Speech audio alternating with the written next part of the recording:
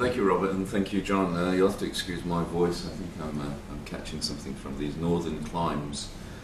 I'm going to tell you about Monterro. It's a private company that we set up around 4 years ago, and we took it public earlier this year. And really, the story is about how we're going to create value for our shareholders. And it's a story about a group of geologists and engineers who have found a giant deposit in Africa that's historically known to be the highest grade deposit in Africa. It's a giant deposit, and I'm going to show you how we're going to try and get this project into production in order to lock in to some of those prices that John's talking about. And so really fast tracking of this project from in terms of producing small amounts, really reasonably small amounts of rare earths, so we can lock into those high prices that we're seeing.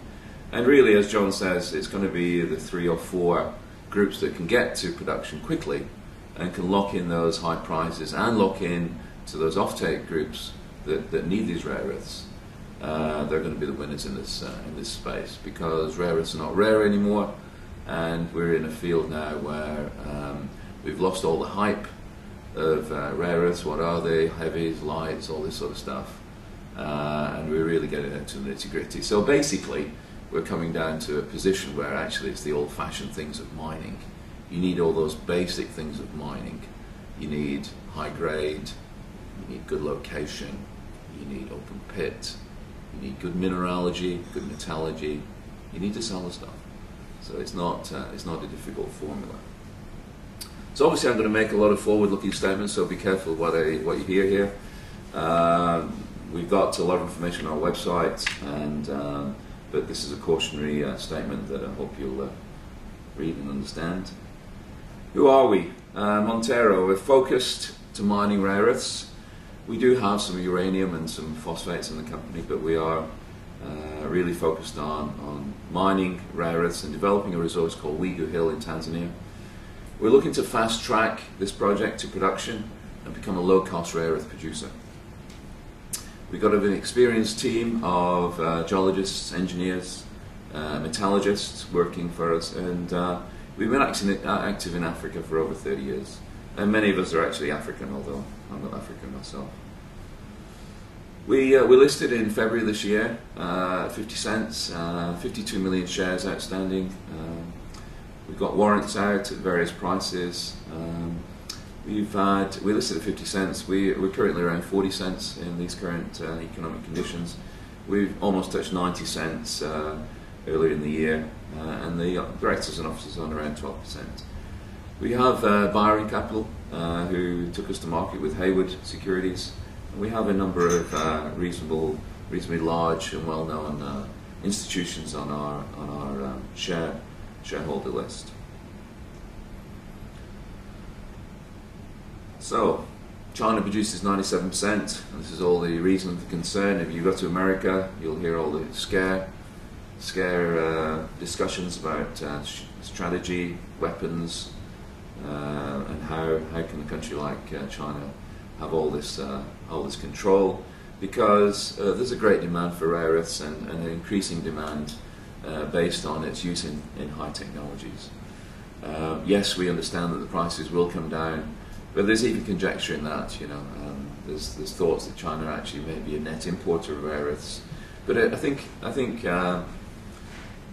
logically it's going to be based on supply and demand, but and the winners are going to be the low-cost producers. So it's those groups that can produce rare earths at a low cost, which will always be there, and that's one of the lessons of mining.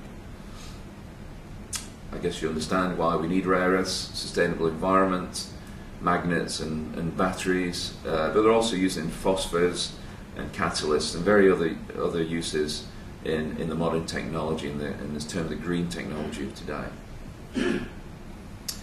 We want to target to be the first rare earth producer in Africa, and on the board you'd see that there's a number of these in 2013, and one of them is Great Western. So we'll see how we do that. But it's a strategy we have and an objective, and we're all. It's not something that's driven by myself as CEO. It's we work together as a very close team, and that's not just the president and the senior managers. That's the geologist at site at Uyghur Hill. That's the metallurgist in South Africa. It's IR in Toronto. It's the whole group of us that get together and we have this strategy, and we believe that we could become the first rare earth producer in Africa. And the route there is to define resources, define reserves, develop these, and then refine. As I mentioned, I believe we've got a giant deposit at Uyghur Hill, and so we're going to take a fraction of that deposit and fast track it. And I'm going to try and show you how we're going to do that. So Uyghur Hill, it's first identified in the 50s, a high-grade deposit. If you Googled it in the early 90s or the early 2000s, it would come up. USGS had identified it as being a high-grade rare earth deposit when not really very many people knew about rare earths. It's a large carbonatite complex, over 6 kilometers. It's an elliptical complex, 6 by 3.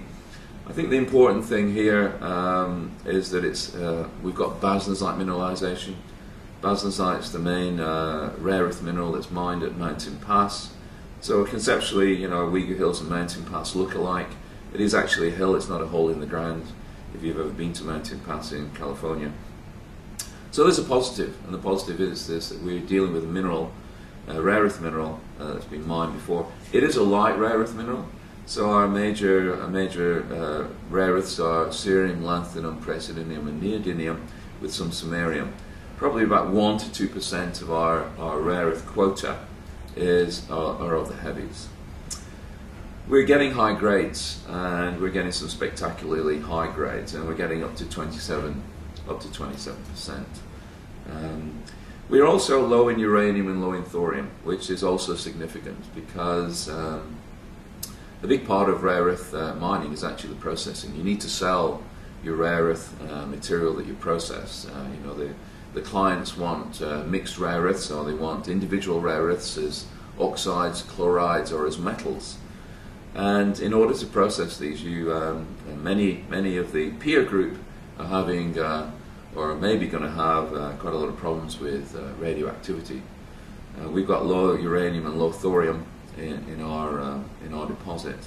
Currently, we put out a press release yesterday. We now have 70% ownership of this property. We did have previously 60%, so we're fully vested in this project, and now we're in a contribution and dilution formula with a Tanzanian joint venture partner. So this is its location. It's pretty well located. I mean, in mining you need serendipity on your side, and obviously you need experts to find the luck. And obviously we failed many times, but in this particular case we've struck very lucky. 170 kilometers southwest of Dar es Salaam, capital in the deep port of Tanzania. 12 kilometers from the Tazara railroad with actually a rail siding. And we've had some engineers look at the capacity of Tazara, and we believe we can access port along that rail line with capacity. It's located in Tanzania, which is a mining-friendly country. I first went to Tanzania in the early 90s. I took various Canadian mining companies, and eventually Barrick and Placer Dome in there, and Barrick built some great mines there. But we've got a number of large mining groups. Anglo American are there, or Anglo Gold with Gator. So from a country that had very little mining in the early 90s, with a stable government and a good mining law, with direct movement from a prospecting license through to a mining license, it's attracted a great deal of investment. So much of the country is staked, and when we located Uyghur Hill as a target, it just happened to be that I'd done business with the Tanzanian group that actually owned it, and that obviously helped us secure the property. So it's good infrastructure. I mean, power is a bit of an issue, but on our particular project, I don't think we're going to see very much in the need of any great power. Good port. The Tazara rail line links the Zambian copper belt with exits to the sea. And over the last 20 years, labor's pretty good, skilled labor, mining labor, and quite a lot of consulting groups and drill companies. So this is why we're so excited. There's a view looking north of Uyghur Hill. From left to right, it's over 6 kilometers. From the plain in the immediate foreground to the top of the hill, it's 600 meters.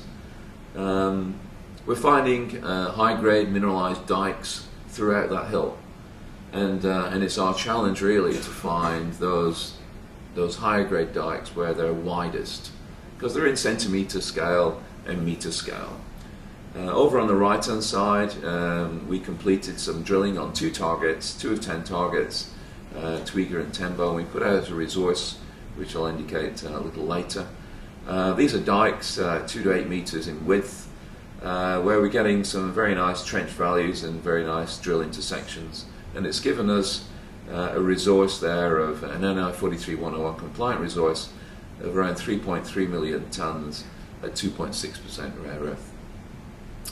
And that has a core in it of around 500,000 tons of about 4.4% rare earths, and I'd suggest that even in that we'd have a higher grade core going between 5 and 10%. AMEC Minproc did the resource and our QP for that resource statement. But you can see from those trenches we're regularly hitting 2 to 10 meters at plus 10% total rare earths. We've moved our attention to the central part of Uyghur Hill, and you see that big grey blob there with that orange, or those orange lines. Those orange lines are roads that we've built. You can see it's quite steep because of the zigzagging nature. Tumbili, we've hit a zone there, 250 meters at 0.6%. So as you see, it's a giant deposit. We're getting very good widths, and we're getting some grade. We've moved our attention now to a higher grade zone called Enyati at the top of the hill, and there we're seeing tens of meters of very good mineralization, and we're just about to move our rigs to that location. But there are many other targets. I think the other thing you could probably hopefully visualize from this is we're not in any game parks. We don't have any large communities or any communities actually on the hill. The nearest communities are 10 kilometers away. It's arable land. We don't foresee any mining issues here, and the mineralization's fresh. It sticks out of the hill on surface. So that resource that I mentioned was done on very little drilling, just over 2,000 meters of drilling, 19 holes, gave us over 3 million tons. We completed the drilling on Twiga and Tembo down to 100 meters. We completed the drilling on Tumbili, which is the big blob in the middle. We're currently in trenching and sampling at Enyati, and we're currently infill drilling on Twiga, because we want to take the Twiga area through to a measured and indicated, because currently we have inferred. And then we're planning to do 5,000 meters on Enyati, that big blob in the middle. And our target by the end of the year, or certainly is to drill out 10 million tons at around 5%. We should come out with that resource. We're anticipating the first quarter of next year. So the drill rigs are running quite hard there at the moment. And important, as well as grade and having a resource and fresh rock, and important is the basalt mineralization that I've mentioned to you, which is this is a mineral that's mined. It's the main mineral that's mined in China. It's mined at Mountain Pass in California. So it does give us a great confidence in terms of its extraction. Molycorp have got their feasibility study on the web, so we can have a look at the flow sheets. But the mineralization is very coarse. It's at surface. It's not weathered, and it's reasonably fresh rock. You can see there's a blackberry there, showing the sort of size of the grains of Burbankite, which contains the basalt mineralization. Mineralogy is very important. Intersections are good, resources are good, even grades good, but you have to be able to extract easily and economically your rare earths from your mineral. So it's our target to define a resource of 10 million tons at 5% drill that out by the end of the year, and then to sort of announce that in the first quarter of 2012. So we're looking from this mine to produce a high purity rare earth mineral concentrate, and this will be shipped. So it'll be a basalt concentrate, and we're looking to have a concentrate there between 40 and 60%. And we're looking to ship that sell it or ship it to a refinery, where the basalt is then processed and you extract the rare earths from it. The mining team, we've got experienced people in our group, mining engineers, work for some of the majors in South Africa and other parts of Africa. We've taken on a group out of South Africa called Turgis, over 35 years of mining experience, building mines in Africa, doing feasibility studies, and particularly experience in small mines, as well as obviously bigger mines. They're actually doing a lot of work in Tanzania at the moment. So our target is actually to start building the mine in the fourth quarter of 2012 and to be in production the first part of 2013. A very, very important part of rare earths, and we talk about the high prices of the heavies and the current high prices and how they've escalated over the last 2 or 3 years. You're never going to make any money unless you can actually mine and process and sell rare earths. So as early as mid or even earlier 2010, we started taking samples through to a metallurgical laboratory in South Africa called Mintech. We started taking this 10% material that we're seeing on surface, and even as early as mid-2010, we had a process diagram, we had a process route. We'd looked at what the Molycorp had done, we'd looked at what the Chinese had put on the web, so we had a pretty good idea of what kind of process route, and it's a hydrometallurgical focus, and this focus is processing this basalt mineralization to produce the high quality rare earths as a sellable product. So this is the mine to refinery flow sheet. We envisage a mine to have a head grade. Remember, we've got these high grade dikes, and yes, the resource did come lower than what we were anticipating, but to model these dikes can be quite difficult, so you're going to get quite a lot of dilution. But we anticipate we're going to be mining between 5 and 10%. And we're going to be producing a basalt concentrate of between 40 and 60%. At Mountain Pass in California, they're producing a basalt concentrate of 80%. So I think we've got a very good target, an achievable target for what we have. It's going to be a very simple process: crushing, some gravity separation, X-ray sorting, some grinding, and then flotation. It's not too difficult. Obviously, it depends on the texture and the mineralogy of your basalt and the surrounding rocks, but we believe this is achievable. This material then has to go to a refinery, and that, the first stage of that refinery is the leaching process. We've done extensive work on leaching, using various leaching agents, various acids, getting very good recoveries on leaching. So we know that we can get better than 90% recovery or leaching of our rare earths into solution. Yes, of course, we're dealing with carbonates as a carbonatite, we're dealing with silicates, but we've got a route around regeneration of certain acids to be able to process this material economically. It then goes to refinery stage 1. So you've got your material in solution, and then you have to extract your rare earths. And refinery stage 1, and it's the first stage of our production schedule, is to extract the rare earths as a mixed rare earth material, which could either be as an oxide or a hydroxide or a chloride. And that's a saleable product. We've actually got orders already for this material. This is a bag of mixed rare earth oxides. It contains all our rare earths, and as I say, it can occur as the specifications determined by the buyer, but certainly better than 90%, 95% purity. So that's stage 1 refinery of saleable product. We hope to be in production in 2013, late 2012, 2013 on that. There's then a refinery stage 2 where you further take this material in solution and you actually extract the individual rare earths from it. So again, you produce individual cerium, lanthanum, praseodymium, neodymium, or whatever the customer requires, whether it be an oxide, chloride, or metal, or mixed metals. Where do we get this expertise from? We have on staff a gentleman called Mike Freeman. He's a chemical engineer at Centrichem and Mintech. Done a lot of work in rare earths in the past. Quite a find for us.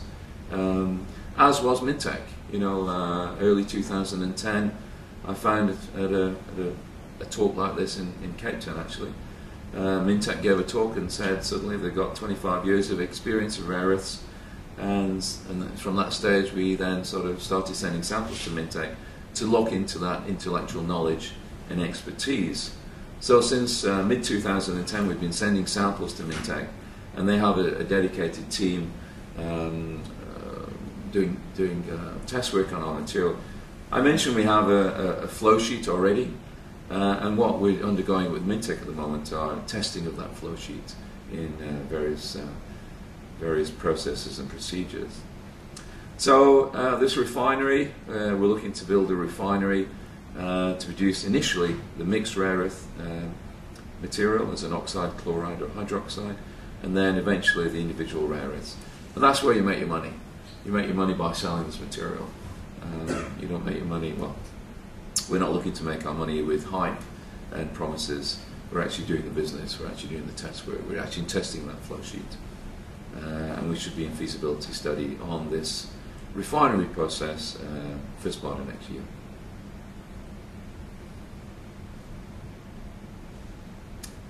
So by 2013, we've got a target refinery producing 3,000 to 5,000 tons of mixed rare earths by early 2013. To give you an idea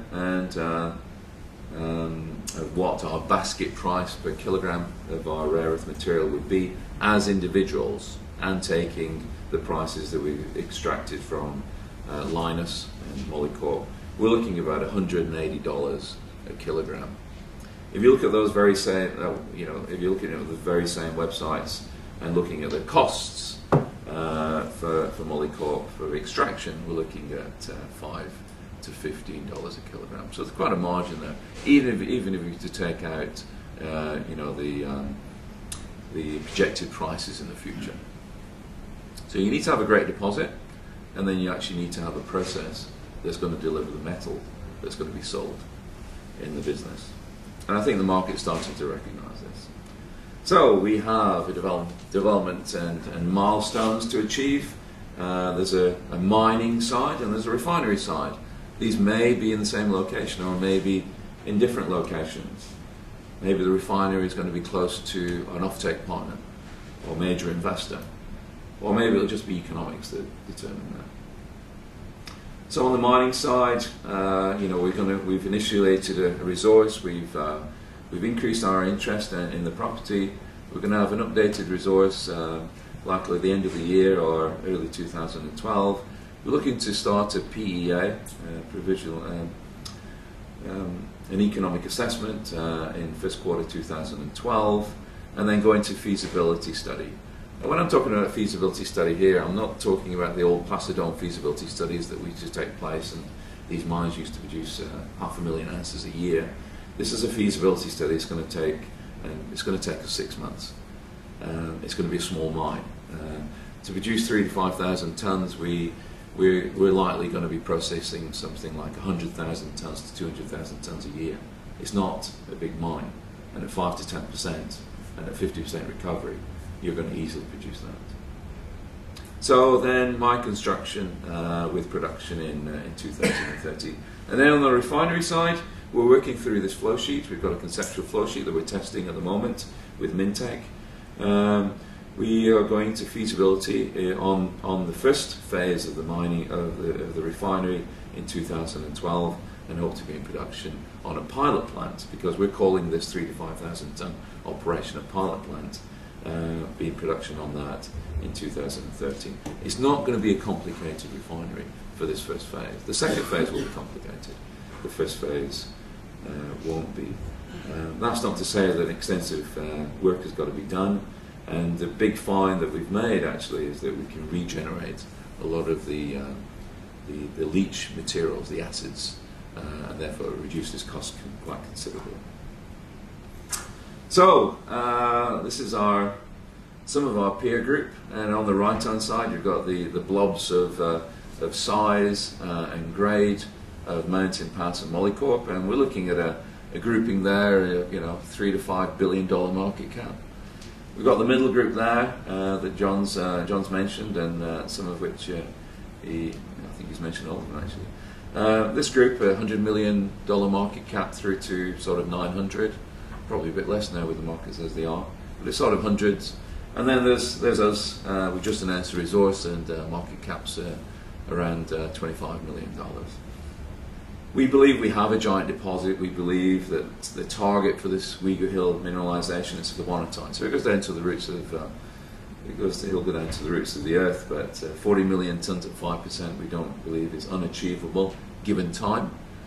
But we're not hyping that. We know it's a big deposit. But what we are wanting to focus on is that we have a target of getting into production, and that will be on a small reserve, and we're targeting 1 million tons at 10%, which we want to take to feasibility and then eventually into mining.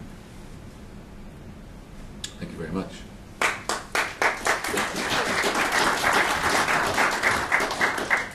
Thank you very much indeed. Are there any questions from the floor? Yes, please. Only two questions, if I could. The first, regarding your hydrometallurgy, do you have any issues with respect to oxidized material at surface, unoxidized material underground, or is it all one type or the other? The second question is targeting 3,000 to 5,000 tons per year of mixed concentrate, hydrometallurgical concentrate. I assume your primary market for that in the beginning, at least, is going to be in China. And have you had any discussions with anyone? Okay. So the first, we've taken all our samples from surface for the work at Mintek. I think mid-2010 we very quickly figured that we had a big deposit, but a big challenge here is going to be the metallurgy. So we started taking samples from the surface, and there is a bit of weathering, but this is just surface weathering down a few meters. It's in the drill core. You're seeing a lot of weathering in the surrounding, or some weathering in the surrounding rock, but the basalt mineralization is reasonably fresh, and certainly our samples that have gone to Mintek, I mean, we've probably sent them over a ton so far, has been from the Uyghur and Tembo areas, and it's at surface. The guys have dug down 2 or 3 meters, so we believe. A big part of metallurgical research is representative samples. So we've got a massive complex here, and we've taken samples from one part of it. Now I'd be rude to sort of indicate that the whole complex is going to have the same mineralization. We believe it would have, but we're seeing slight changes. We've seen some of the rare earth minerals coming in. We're seeing a bit of monazite occurring. But for our fast track model, we have taken samples from Uyghur and Tembo, and that's what's gone to the lab. So we're very happy about that. And as we then look to do a feasibility in phase 2 on the bigger project, we'll obviously take samples from metallurgical samples and test the route that we'll define. Now, actually, interestingly enough, just on the selling point, we have had inquiry from China in terms of the mixed rare earths, but interestingly enough, our biggest order so far, conceptual order, is actually from India, who've been importing quite large quantities of mixed rare earth chloride and actually separating it in Mumbai. And I met a little Indian gentleman last year at a conference in Beijing, and he astounded me by indicating that he was very interested in taking chloride from us. We have a number of groups that we're in discussion with, off-takers, and I think what they're looking for is the thorough testing of our process route. We can sell dreams and so on. I'm a geologist, so I spent most of my time so visualizing things in three dimensions and even four. An off-taker wants to see the product. So he wants to see the fruits of what we're going to produce, and I think by the end of this year, Mintec will have produced quite a lot of this mixed rare earth material that we can then send vials to and have full chemical analysis for to potential buyers. Any other questions from the floor? In which case, we'd like to thank you once again. Thank you very much.